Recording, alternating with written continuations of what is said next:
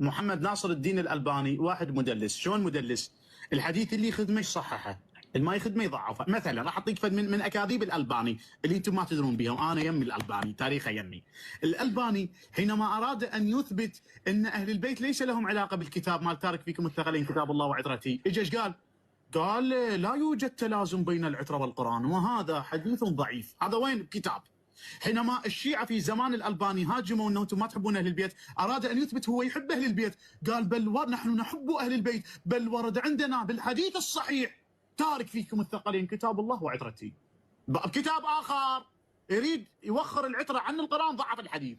حينما أراد أن يدافع أنهم يحبون أهل البيت، قال بل أورد عندنا بأحاديث صحيحة كتاب الله وعترتي. أولا كذبت على الألباني رحمه الله تعالى، بل الرواية هذه تحديدا رواية الثقلين الألباني رحمه الله تعالى مو بالصححها مرة واحدة، لا، قال بصحتها مرتين، وبالدليل أنطيك. يقول واطلاعي على في السلسلة الصحيحة الألباني، واطلاعي على رسالته أن أحد الدكاترة في الكويت يضعف هذا الحديث، يعني في رجل في الكويت يضعف حديث الثقلين، وتأكدت من ذلك حين جاءني خطاب من أحد الإخوة هناك يستدرك علي إيراد الحديث في صحيح الجامع. يعني الألباني يقول ترى أنا جاني كم من واحد، وجاني كذلك خطاب من أحد الدكاترة في الكويت أنه ضعف هذا الحديث ويستدرك علي أن أنا أوردتها في الصحيح. يعني الألباني مصحح الرواية أساسا. يقول لأن الدكتور المشار إليه قد ضعفه، وأن هذا استغرب مني تصحيحه، ويرجو الأخ المشار إليه أن أعيد النظر في تحقيق هذا الحديث. يعني يقولون إلى الألباني تكفى راجع مرة ثانية هذا التحقيق، لربما أنك أخطأت لما صححت الرواية. يقول وقد فعلت ذلك احتياطا، يعني حتى مرتين تأكدت من أن الرواية هذه رواية صحيحة. فمن أين جئت بأن الألباني أتى وضاعف الرواية؟ لا تكذب على علماء أهل السنة والجماعة. نأخذ التكملة، إيش يقول؟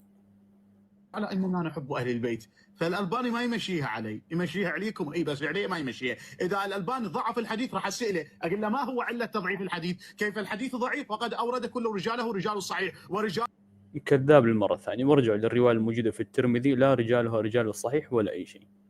له رجال مسلم والبخاري، ومن متى رجال مسلم والبخاري يضعفون؟ طبعا عادي رجال البخاري ومسلم يضعفون، بل الإمام مسلم رحمه الله تعالى بنفسه ضعف رجاله، وقال بأنه أخرج في صحيحه عن الضعفاء. من وين جبت المعلومة هذه؟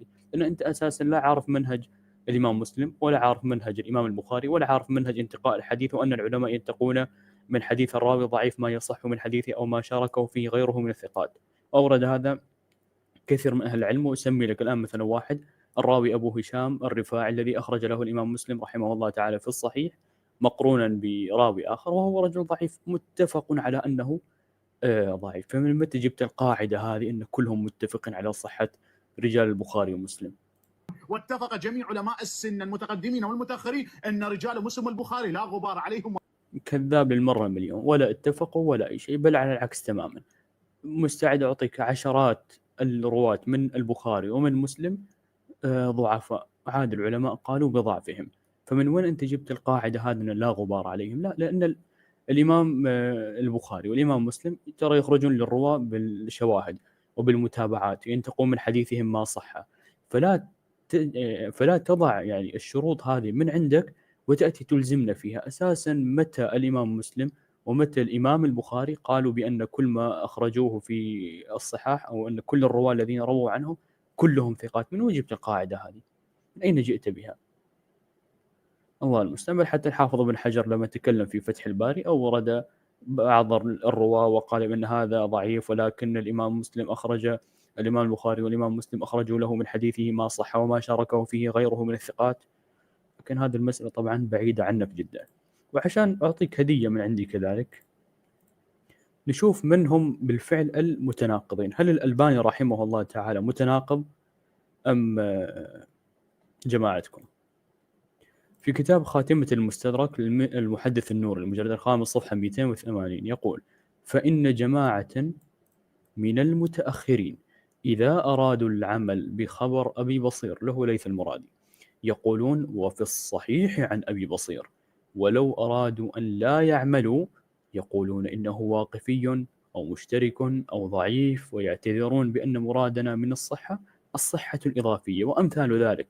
وفي الخبر الذي يريدون أن يعملوا به وكان فيه محمد بن عيسى أو محمد بن عيسى عن يونس يقولون وفي الصحيح، وإذا كان في ذم زرار قالوا فيه ابن عيسى وهو ضعيف، فتدبر ولا تكن من المقلدين. فهذا عالم من علمائك يعترف أن المتأخرين من علمائك متى أعجبهم الحديث عملوا فيه، ومتى لم يعجبهم الحديث قالوا والله في علم، يعني يضاعفون راوي أو يتكلمون في راوي هم بأنفسهم قالوا بصحته في مورد آخر. فنصيحة لوجه الله لا تتكلم في باب أنت ما تفهم فيه. والنصيحة الثانية كذلك لوجه الله لا تعترض على مسألة علمائك قائلين فيها وباستفاضة كذلك. جزاكم الله خير على المشاهدة ومع السلامة.